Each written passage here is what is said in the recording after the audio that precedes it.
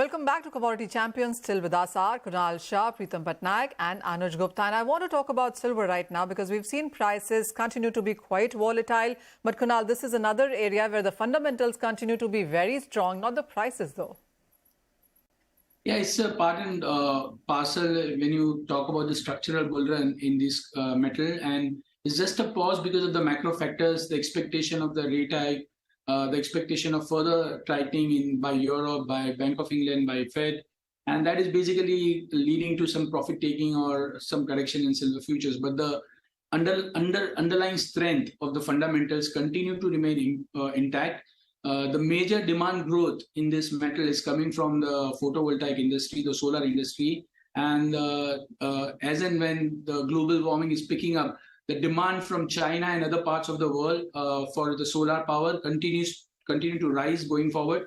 And I'm expecting the demand side will continue to remain very strong for silver, whereas this commodity has started the year with a massive deficit. So if you look at the last year demand and supply, we have a deficit of almost 225 million ounce this year. So this kind of number is definitely pointing towards a scenario the silver prices on its own merit are going to edge much higher than where it is right now. So this is an opportunity right now to build a positions, 67,000 something what we saw low last week.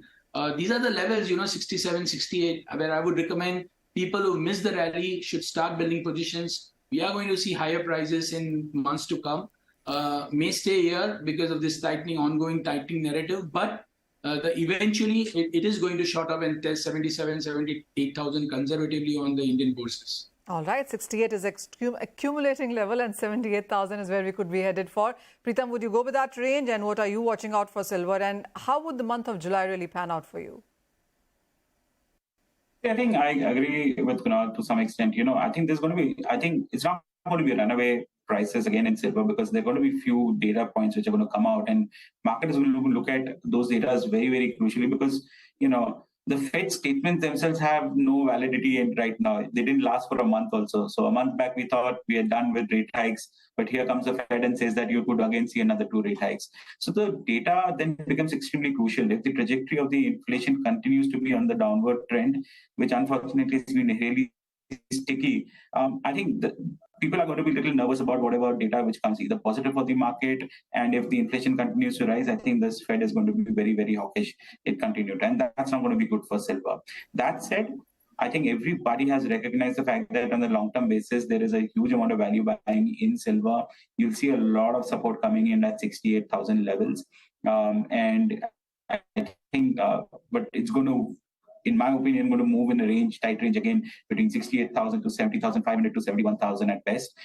Because till the time we don't keep the Fed rate hikes on the side, or even ECB or Bank of England's rate hikes on the side, we will not see a kind of unilateral run happening in the silver prices. As far as the industrial, demand goes, one thing we can all agree, we're going to see a lot more sunshine going forward in our lives. Right, I think so. That piece from solar industry, that demand is going to really, really pick up, my senses. And but again, these are things which will happen only when the the growth cycle again comes back and revived in major economies. And so I think for a long-term basis, I think value buying at 68,000 is a great time to buy and invest into silver. But like I said, it's not going to be a unilateral run, Sure. But buying on dips is a suggestion that I would do. All right, Pritam, we get a lot of cautious tone in your recommendation there for silver. But Anuj, whether it's about silver and ferrous metals as well, because steel and iron ore, both of these ferrous metals for the month of June have seen gains anywhere between 6 to 8% as well. So the month of June actually has been quite positive for the ferrous metals there. What are you choosing between these for the month of July now?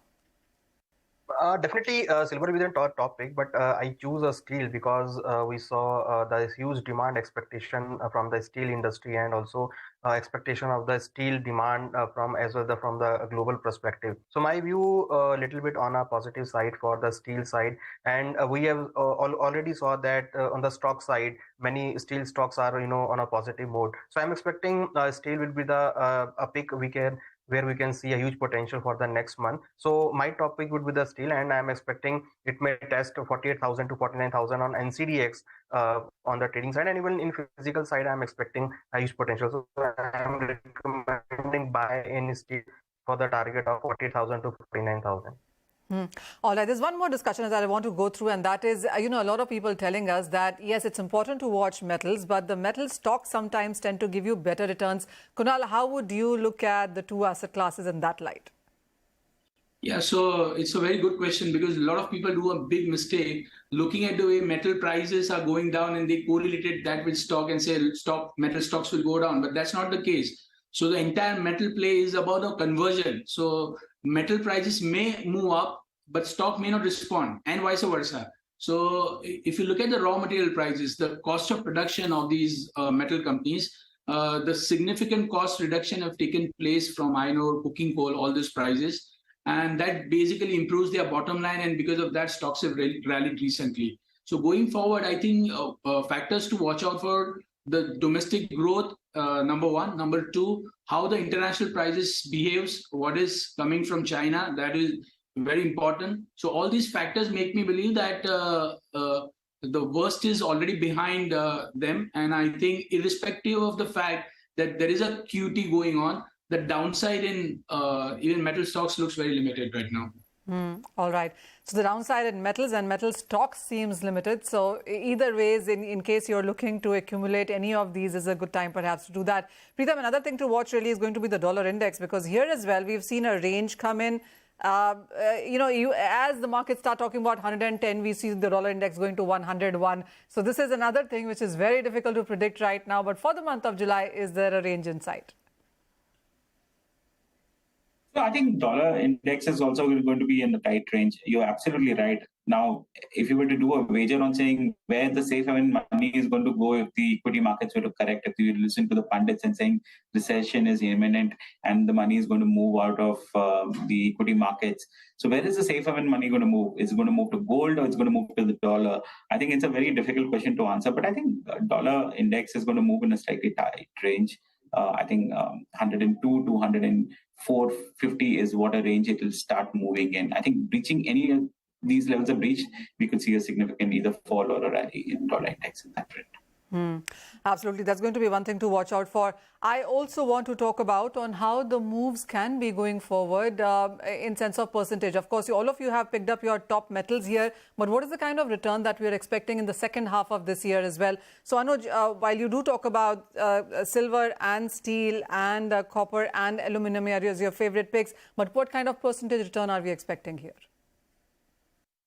See, in copper, I'm expecting at least 10 to 20% return may be seen in next couple of months. And also in aluminum, I'm expecting 20% return may be seen in the aluminum, because aluminum is a commodity which is still under pressure. So I am expecting a huge bounce back, because as far as concern about the economic growth and as well as concern about the industrial demand, so I'm expecting this would be a commodity where we can see a huge demand from the India side also. And even US also is looking towards the Indian aluminum industry. So I think aluminum would be a commodity where we can say at least 20% kind of return in next couple of months. Kunal, between your top picks and all the metals that we have spoken within, what's the kind of returns one can expect?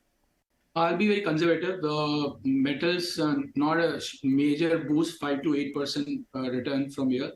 I'm not expecting 20-25% of return going forward, because remember, there is a quantitative tightening. So central banks are selling bonds from their balance sheet. That's going to suck the liquidity out of the system for next couple of months. So that is not going to lead to any significant spike in metals. So conservative returns, but I'm quite optimistic about the outlook on silver. I'm expecting silver to move up at least by 10 to 15% going forward in the next 6 months. So I'll be more bullish on silver than the industrial metal front.